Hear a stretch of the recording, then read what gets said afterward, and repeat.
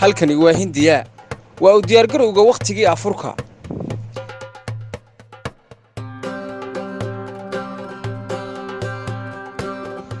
Hindiya waxay caan ku tahay inta badan waxyaabaha macmacaanka iyo waliba soo saarista waxyaabaha markaasi dunida qaarkeed loo iibgeeyo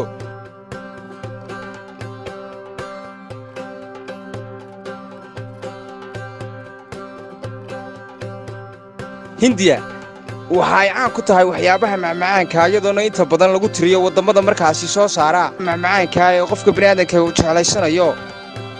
waqtigani waa waqti gacanta lagu hayo afurka markaasi dadyoga muslimka ah ee ku nool gudaha Hindiya ay u diyaar garoobayaan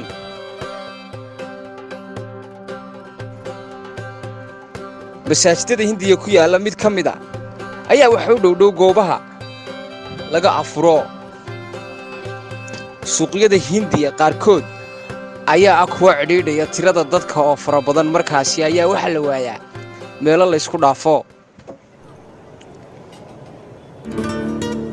inta badan Hindiya waxay caan ku tahay shirkadaha filmaanta iyo waliba Bollywoodka iyadoo ka gashay kaalimaha labaad kani waa bur waxaanay u sameynayaan qaab cajaayib ah oo markaasi inta badan indhaha dadweynaha soo jiita shaqada sameynta waxyaabaha lagu afraay ma aha mid ay cid gaar ah sameynayso ragga iyo dumarka ayaa kuwa u siman sameynta cuntooyinka macaanka ee kala duwan ee bartamaha Hindiya lagu kala iibsado isla markaasna loogu tala galay waqtiyada afurka mar ay Mehigan production u koor gashay siyaabaha dadkani ay wax u sameeyaan ayaa waxa ka mid ah in ay u isticmaalaan kuwa ka duwan qalabka aynu gudaha Soomaaliya ku isticmaalo taasi oo ku tusaysa mararka qaar inay sameeyaan dadyoga Hindiya macmacaan ka duwan macmacaanka gudaha dalkeena lagu sameeyo u fiirso waa qayb ka mid ah macmacaanada wadankani laga sameeyo aad moodo inay la mid yihiin sida kimista oo kale laakiin ma aha kimis mana aha sabaayad laakiin waa qayb ka mid ah macmacaankooda ugu caansan oo markaasi uu ku qanci karo qofkooda ku afro isla markaana uu isoo karayo maanta waxaad ku afurtay afurtii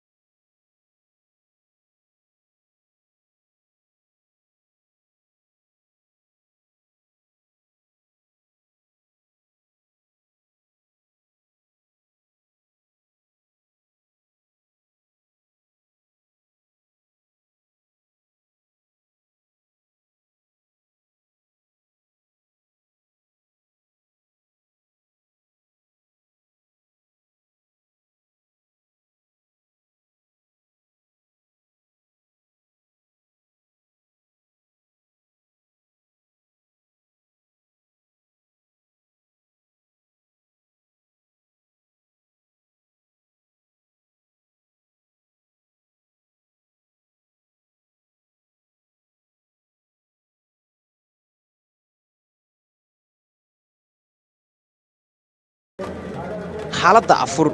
iyo siyaabaha looga afro ama loogu diyaar garoobo wadanka Hindiya gudihiisa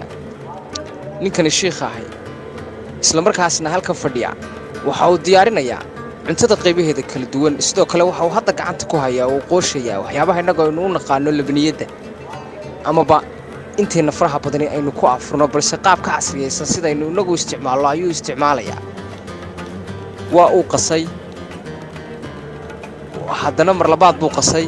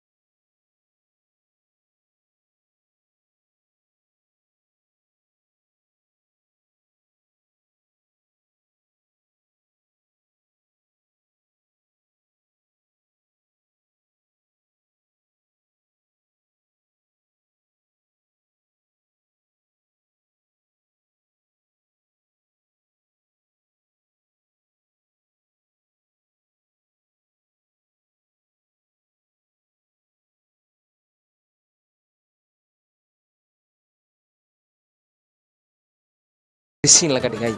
si udugaasi u soo jiito dadyooga markaasi afuraya isla markaana ay u dareemaan in cuntadani markaasi ay cunayaan ay tahay cunto dhammaystiran.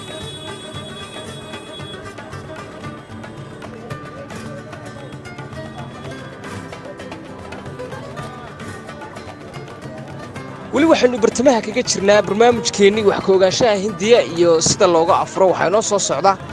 magaalooyinka ku yaala dunida caalamka, wadamada ku yaala dunida caalamka oo aynu iyagana u kurgeli doono siyaabaha looga diyaariyo xilli afuraadka, siyaabaha looga diyaariyo waxyaabaha lagu afuro, ha noqoto macmacaanka iyo qaybaha kala duwan ee cuntooyinka markaasi loogu talagalay in laga afuro. Mahigaan Production ayaad kala socon doontaan. intaasi ayaan ku soo gabagabeynaynaa barnaamijkeennii wax ka ogaanshaha Hindiya iyo qaabka looga afuro markaasi iyo macmacaanka qaybihiisa kala duwan ee gudaha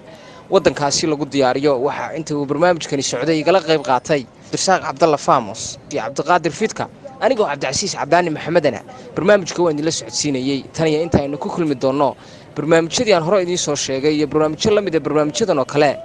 waa dhammaan bahda Mahigaan Production oo idinkaga tegaysa Ramadaan Kariim iyo afur wanaagsan. sidaas iyo nabadgelyo. haddii aad ku cusub tahay subscribe dheh, share iyo like tana markaasi adeer liibaane si raaci. waad mahadsantihiin guud ahaantiinba meel kastood dunida caalamka ka joogtaan. haddii aad ku cusub tahay channelkeena Mahigaan Production fadlan subscribe dheh, gambaleelkana furo saad u hesho macluumaad dheeriya.